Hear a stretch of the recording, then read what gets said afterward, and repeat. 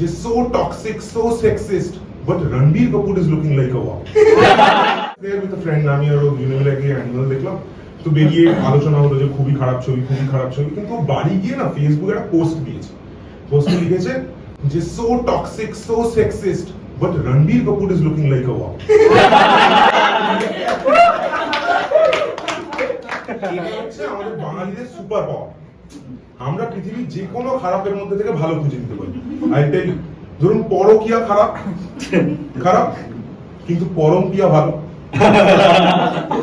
Animal সিনেমাটা toxic, খুব toxic, কিন্তু রণবীর কাপুরের অ্যাক্টিংটা ভালো। দেব আবার অ্যাক্টিং করতে পারে না, কিন্তু দেব মানুষটা ভালো।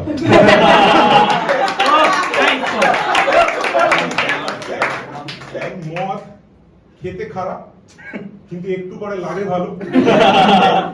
যৌতুক মানে সাউথ কলকাতায় যেটাকে ডাউরি বলা হয়, নেয়া খারাপ বা চাওয়া খারাপ কিন্তু পেলে ভালো, কেউ অবজেক্ট করে না, তাই না? মানে আমরা খুব অপটিমিস্টিক, আমরা পজিটিভ। মানে ধরুন বাঙালি মানিক মৃণাল চলে গেছেন, কিন্তু জিতু আর চঞ্চল চৌধুরী আছেন, রাইট?